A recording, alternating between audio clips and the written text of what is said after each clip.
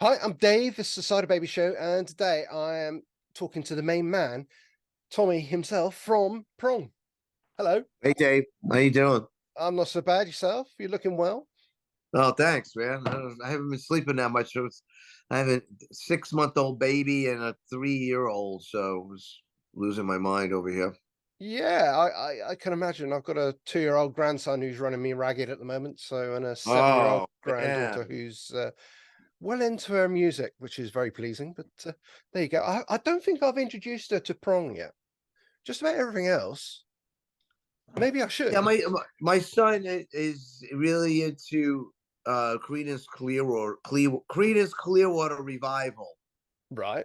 He's just addicted to it, but you should try. He likes Prong too. I mean, there's a couple of riffs he likes, and that. But yeah, check him out. Let your 2-year-old check it out. See what he thinks. Yeah. He doesn't need any encouragement. So yeah. Ah, Anyway, well let's talk about you. Let's talk about state of emergency. What have please. you unleashed on the world, sir? I don't know. You tell me. It's hopefully it's not creating a negative influence upon society. I'm loving every second of it. Oh, great. Uh, well, we had the singles dropping every so often, and I was thinking, oh, this is really good. This can't get any better. Than the next single would come along, and I was thinking, oh, this is a bit better than the last one. So, I mean, tell me, I mean, how did you choose the singles to start with to come out? Was that record label thing, or was it you, or Yeah, it's a Napalm Records thing, which I was way into that. Uh, I thought it's a great way to get people realizing that there's a record coming out without knowing there's a record coming out. So uh, the choice of the singles was pretty funny. When they just came down and they didn't really listen to the whole record. They were like, "Oh, that was like we just played a couple of songs and they were into it." And it actually worked out miraculously. When you have a record like this and everything's running smoothly and it's really beyond your control. Like the stars were aligned with this record. They picked the right singles. I probably wouldn't have gone that route, but I never. I'm usually wrong anyhow. So it's it was a good idea that they took control over a lot of things. okay, okay. So state of emergency is out. I've got to say, I've got my notes here to the side here, running order. For me, Working Man is quite a track for myself because I've always been a manual kind of guy. Before getting into music media, I was a dairy farmer basically. So Working Man is sort of like strikes a chord with me. So what Good. about what about yourself? Where did Working Man come from? Well, I was listening to old stuff that was influential in my life before I really got even started playing in a band. I guess about the same time as I started. So that was like the Sabbath records and Deep Hmm. Purple and Rush was one of them. Uh, then I decided I was gonna figure out the whole Volume 4 record. This is before I went into writing the new Prong album. Right. So I was sitting around just like jamming, and I had the Tony Iommi C-sharp tuning. Played that Working Man riff. I'm like, that riff sounds really cool, tuned down. Then I was like, wow, that the lyric really fits with Prong. Hmm. And then I would like to have a big epic song to end the record with. So, you know, the idea, let it a couple of weeks went by, and I told the producer about it, and we jammed it out, and then it really made the record. I thought that as a bookend to the first song, "The Descent," really worked. It's just a narrative of one guy who's just losing his mind, and Hmm. uh, you have the modern version, the guy that's like addicted to social media and like is lost, and then the '70s version, a guy that's like laying bricks or something and is losing his mind. Yeah. But the guy that's laying bricks now is probably that's a better job to have in 2023. This is where you're making the real money. You have to have a real skill, but that's a whole other story. Then having a law degree doesn't seem to work anymore. No, no, it doesn't. I mean, there's a lot of kids that have gone to university, got Yeah, degrees, and they're still at McDonald's. Yeah, that's right. So it's like I had a plumber come over here. It's just like before they walk in the door, they want $250. So I'm like, that's where you got to be. Yeah, yeah, yeah, yeah. I know, but we digress. So, Yeah, yes, State of Emergency itself. I mean, the title track is quite a hard hitting song itself. yeah. I mean What?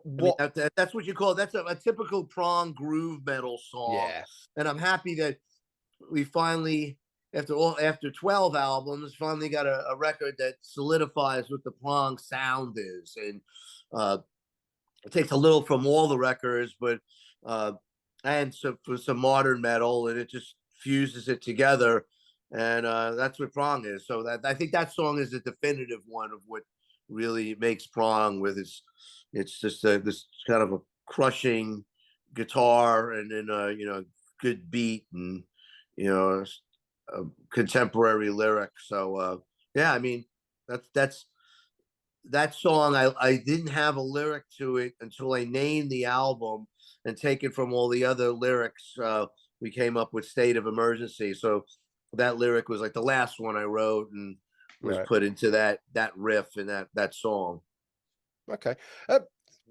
We sort of touched on the evolution of prong. I mean, there has been quite a shift in sounds over the. Yeah. How many years is it now, sir? I dare Uh not say. it's gonna go on 40 in 3 years, it'll be 40, so 37 years. Wow, that's some going. That is. That's the 37 years. Yeah. That's a good pedigree, sir, in itself. Yeah, But I mean it's not bad. I mean I can't believe it, but yeah. yeah, but the sound has evolved and changed. Do you think you've almost come full circle?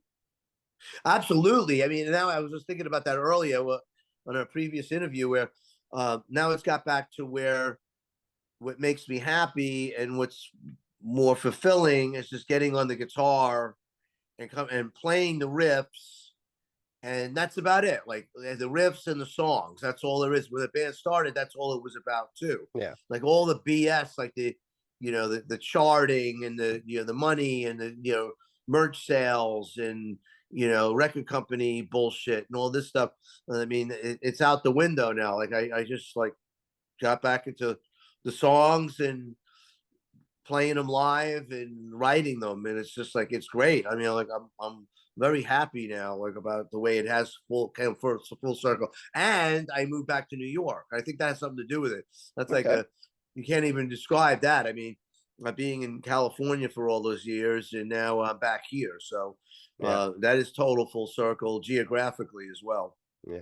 You're an East Coast man at heart, then.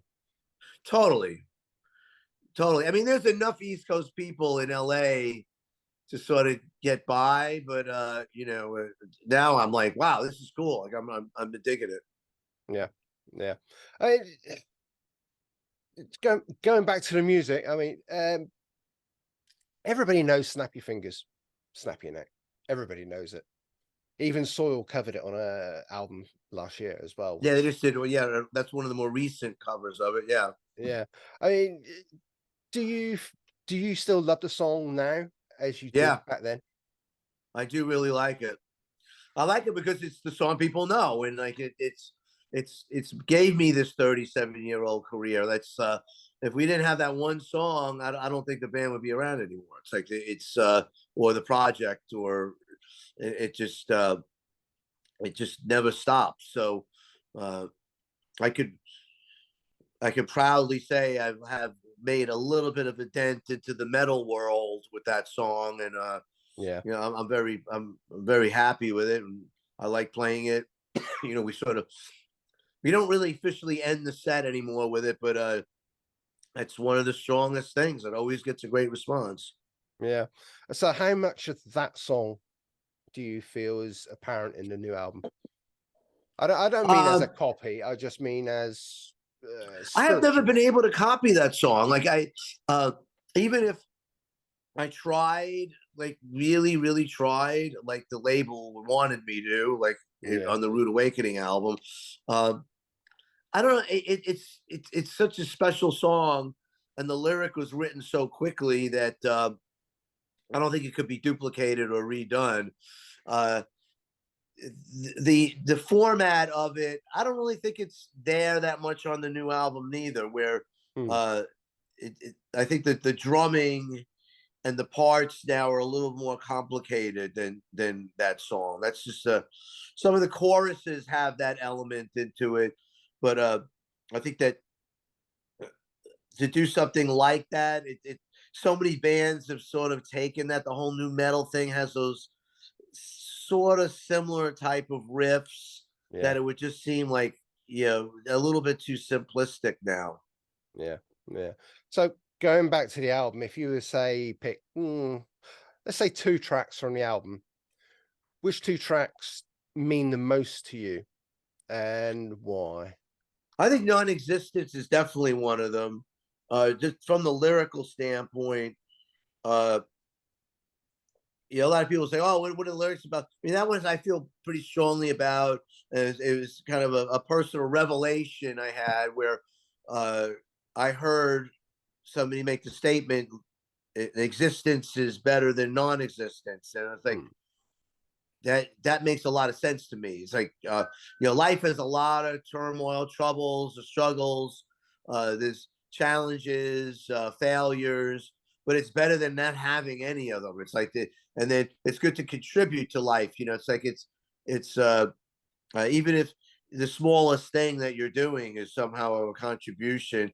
So life is precious. That's what I believe in now. So uh, that and uh, I guess uh Obeisance is a good song. That's almost like a spiritual reckoning kind of a song where uh like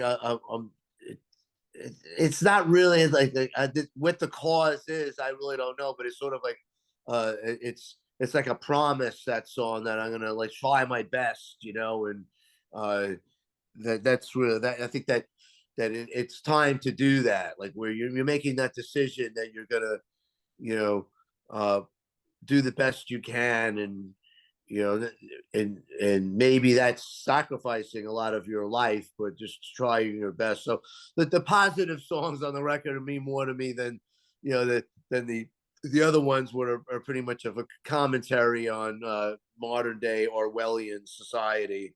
Yeah. Yeah. Yeah.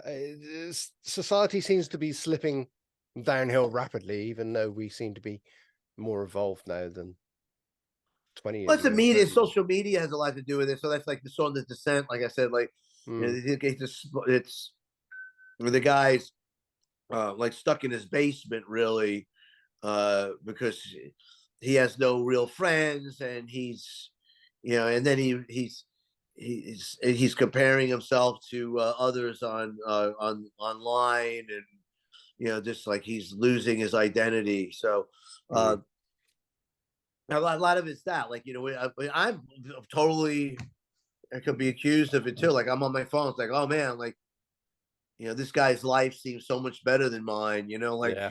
Yeah. his, and I'm like, yeah, eventually, some of these people that have these proclamations, oh, it's like, oh, things are so great, things are so great with me, blah blah blah, and like then I know that it's not the truth. So uh, I have to That's very cynical. yeah. So I got to be wary of what I see now with people proclaiming their happiness. Yeah, it is cynical, but it's very true. It's got Yeah. to be. Um, okay, so what does the future hold for Prong now? There's a couple of tours coming up. I go to Europe. That does not include the UK, unfortunately, and that disappoints me. Uh, Disappoints me as well. yeah, I mean, we always have great shows over there, and it's always cool. There's something with them, you know, to make it financially work has been a little challenging, and then Yeah. like there hasn't been really that many offers. So, uh, but for the third time, we're going to be back on the continent this year, Mm. and it's with Life of Agony, and there's quite a bit of Scandinavian shows, and that starts in November 1st. It goes through November 19th, and then we get do an American tour in March too, which is going to be a long one. So yeah, I mean that's really what I'm looking to do right now. We're doing some local shows too, like with Life of Agony. But since we're back in New York, we decided to team up and try to do the local New York shows again. So, which is, I love this whole thing. I mean, so we'll be playing out here, right here in Long Island, and then uh, I think the 12th and 13th, and then Jersey on the 13th of January. So we just did a Jersey show the other day, and it was out of control. It was so great, like in New Yeah, Jersey. It was one of the best Prong shows ever. We played for 2 hours. It was just insane. Yeah, this yeah. place Dingbats in New Jersey. Okay, so is that your home? I know you said you're an East Coast guy, but is that your real home then? Playing to the East Coast New crowd? York, yeah, not hasn't it hasn't been because we weren't really continuous. So now it's sort of like it is now, but we really don't have much of a following distinctly here. Our following is just the same really everywhere in America. Like it's Mm, small, but dedicated. yeah. Okay. I mean, over the years, you must have seen a tremendous amount of changes, not only in the music industry, like streaming or um, digital downloads or whatever, but you must have seen a difference in touring as well. I mean, has that affected you how you plan your tours these days? Uh, it hasn't really changed that much for Prong. Like we always are budget conscious, and uh, it's we've never had the large light shows, and we don't play with tracks. So well, it's almost like we have a couple of monitors that work at the club, like we could do a show. It's like Yeah. we don't have that much equipment. It's very punk rock. Like it's always been, and it never seems to have changed that much. Yeah. Yeah. And all the better for it. So, Yeah, I mean, like it's and maybe it's a little bit of laziness in that too. Like I had the idea of sitting and doing like pre-production for weeks on end doesn't seem like a lot of fun to me. So and then financially that's a lot of money too. So I've yeah. never been really attracted to that. It's so if somebody could put a light show around Prong and do it in a day, uh, that's fine. But I don't know if I could do like what's the real big bands do, which is incredible amount of pre-production. Yeah. Yeah. Okay, so I've taken up enough of your time for this evening. I wish you all the very best on your tour. Your album, State of Emergency, is probably the best album you've put out in a long, long, long, long time, and I'm loving every second of it. I Thanks, wish you man. all the Keep very listening. best. Thanks, Dave. Appreciate it, man. Tommy, Thank you. thank you. All right, buddy. Thank you, bud.